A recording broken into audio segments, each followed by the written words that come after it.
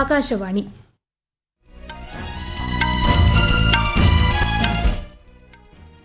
നമസ്കാരം. വാർത്തകൾ വായിക്കുന്നത് നിരഞ്ജന.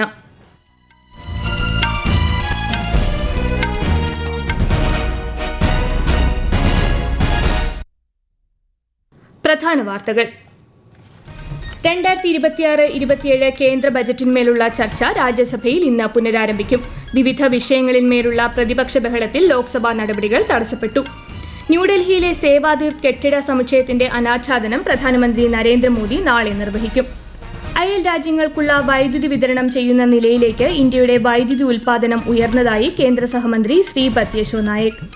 ഇന്ത്യ-US വ്യാപാര കരാർ ഇന്ത്യയിലെ കയറ്റുമതി മേഖലയ്ക്ക് വലിയ തോതിൽ പ്രയോജനം ചെയ്യുമെന്നും SBI റിപ്പോർട്ട്. ശബരിമല സ്വർണ്ണ അപഹരണ കേസിൽ ഇന്ന് സന്നിധാനത്ത് പ്രത്യേക അന്വേഷണ സംഘം വീണ്ടും പരിശോധന നടത്തും. പുരുഷ 2020 ക്രിക്കറ്റ് ലോകകപ്പിൽ ശ്രീലങ്ക ഒമാൻ മത്സരം പുരോഗമിക്കുന്നു. വാർത്തകൾ വിശദമായി.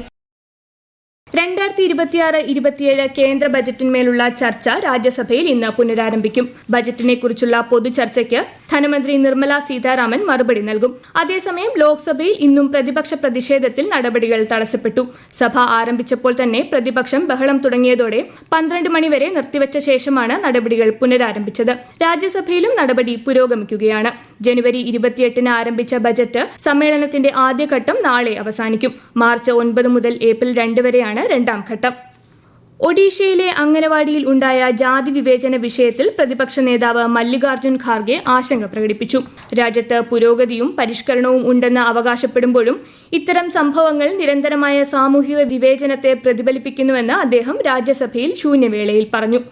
വൈദ്യുതി കമ്മിയുള്ള രാജ്യത്തിൽ നിന്ന് വൈദ്യുതി മിച്ച രാജ്യമായി ഇന്ത്യ മാറിയെന്ന് വൈദ്യുതി സഹമന്ത്രി ശ്രീപദ് യശോ നായക്.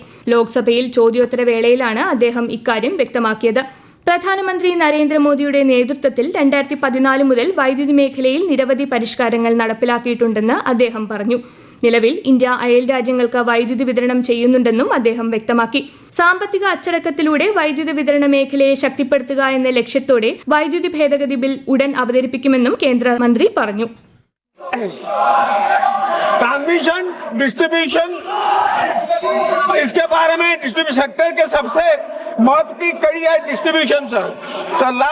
ये तो लास्ट माइल पर उपभोक्ता तक बिजली पहुंचाता है और इसलिए उन्हें रेवेन्यू कलेक्शन करता है तथा पावर वैल्यू चेन में वो रीडिस्ट्रीब्यूट भी करता है और इसलिए डिस्कॉम की सेहत पावर सेक्टर की सेहत और अर्थात देश की अर्थव्यवस्था विकास के लिए अत्यंत महत्वपूर्ण है। इसलिए सरकार ने हर बार तरह तरह की योजना निकाल के जो AT&T लॉस है और ACR लॉस है वो कम करने का प्रयास किया हुआ है. ന്യൂഡൽഹിയിലെ സേവാതീർത്ത് കെട്ടിട സമുച്ചയത്തിന്റെ അനാച്ഛാദനം പ്രധാനമന്ത്രി നരേന്ദ്രമോദി നാളെ നിർവഹിക്കും. തുടർന്ന് പ്രധാനമന്ത്രി കർത്തവ്യ ഭവൻ 1ഉം 2ഉം ഔപചാരികമായി ഉദ്ഘാടനം ചെയ്യും. വൈകുന്നേരം 6 മണിക്ക് സേവാതീർത്ഥത്തിൽ പൊതുപരിപാടിയെ അഭിസംബോധന ചെയ്യും. പ്രധാനമന്ത്രിയുടെ ഓഫീസ്, ദേശീയ സുരക്ഷാ കൌൺസിൽ സെക്രട്ടേറിയറ്റ്, ക്യാബിനറ്റ് സെക്രട്ടേറിയറ്റ് തുടങ്ങിയവയാണ് സേവാതീർത്ഥത്തിൽ പ്രവർത്തിക്കുന്നത്. സ്വാമി ദയാനന്ദ സരസ്വതിയുടെ ജന്മവാർഷിക ദിനമായ ഇന്ന് രാഷ്ട്രപതി, ഉപരാഷ്ട്രപതി, പ്രധാനമന്ത്രി ഉൾപ്പെടെയുള്ള പ്രമുഖർ ശ്രദ്ധാഞ്ജലി അർപ്പിച്ചു. വിദ്യാഭ്യാസ രംഗത്ത് വിലമതിക്കാനാവാത്ത സംഭാവനകൾ നൽകിയ ആളാണ് അദ്ദേഹമെന്ന് രാഷ്ട്രപതി ദ്രൗപദി മുർമു സമൂഹ മാധ്യമത്തിൽ കുറിച്ചു. ഇന്ത്യ-US വ്യാപാര കരാറിനെ തുടർന്ന് US-ഉമായുള്ള ഇന്ത്യയുടെ വ്യാപാര മിച്ചം പ്രതിവർഷം $95 ബില്യൺ കവിയുമെന്ന് SBI റിപ്പോർട്ട്. ഇന്ത്യ-US വ്യാപാര കരാർ ഇന്ത്യയിലെ കയറ്റുമതി മേഖലയ്ക്ക് വലിയ തോതിൽ പ്രയോജനം ചെയ്യുമെന്നും ഫോറക്സ് റിസർവിൽ $3 ബില്യൺ ലാഭം ഉണ്ടാകുമെന്നും റിപ്പോർട്ടിൽ പറയുന്നു. സംസ്ഥാനത്തെ ഏക ഗോത്രവർഗ പഞ്ചായത്തായ ഇടമലക്കുടിയിൽ സന്ദർശനം നടത്തി മുഖ്യ തെരഞ്ഞെടുപ്പ് officer Rathan U Kelkar. Voter പട്ടിക പുതുക്കൽ നടപടികൾ വിലയിരുത്തുന്നതിനായി എത്തിയ അദ്ദേഹം നിശ്ചയിച്ചതിനേക്കാൾ 2 ദിവസം മുൻപേ നടപടികൾ പൂർത്തിയാക്കുമെന്ന് അറിയിച്ചു. വിശദാംശങ്ങളുമായി ആകാശവാണി ഇടുക്കി ജില്ലാ പ്രതിനിധി രതീഷ് കൃഷ്ണ.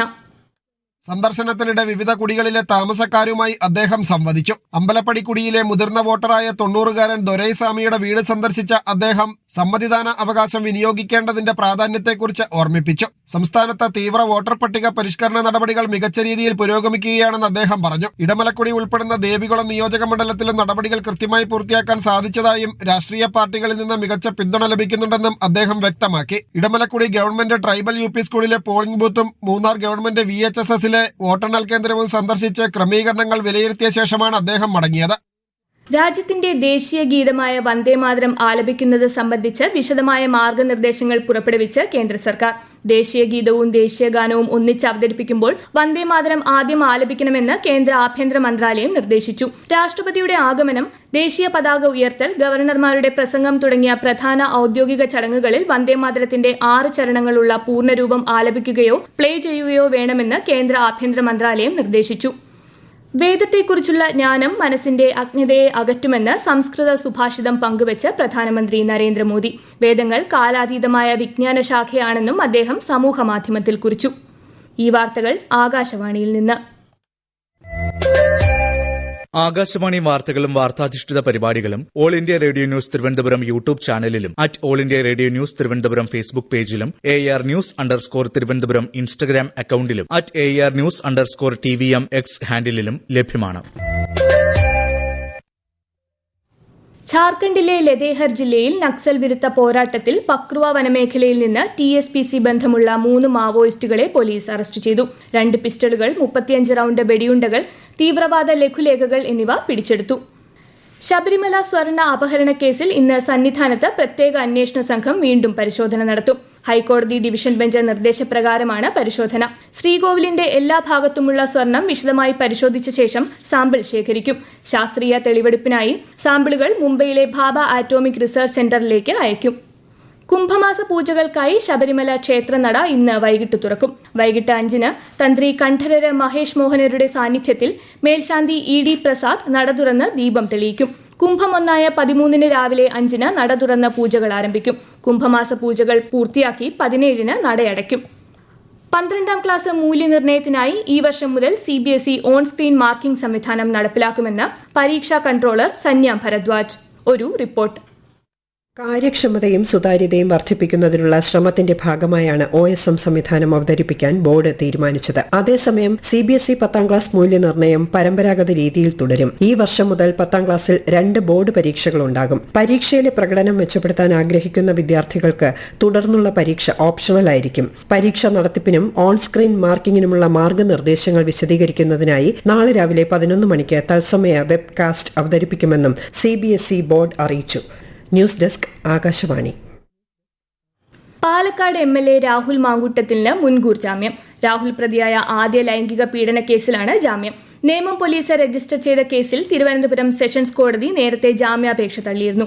ഇതിനെതിരെ സമർപ്പിച്ച ഹർജിയിലാണ് ഹൈക്കോടതിയുടെ ഉത്തരവ്.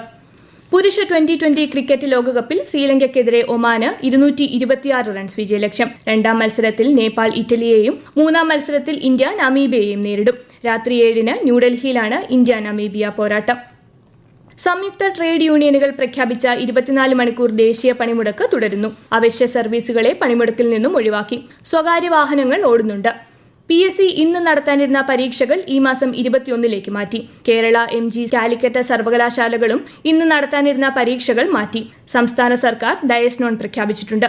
ഇന്നലെ അർദ്ധരാത്രി ആരംഭിച്ച പണിമുടക്ക് ഇന്ന് അർദ്ധരാത്രി വരെ നീളും. രാജ്യത്തെ ഓഹരി വിപണികളിൽ നഷ്ടം. ബോംബെ ഓഹരി സൂചിക സെൻസെക്സ് 399 പോയിന്റ് നഷ്ടത്തിൽ 83,803-ലും ദേശീയ ഓഹരി സൂചിക നിഫ്റ്റി 111 പോയിന്റ് നഷ്ടത്തിൽ 25,842-ലും വ്യാപാരം തുടരുന്നു. സ്വർണ്ണവില കുറഞ്ഞു.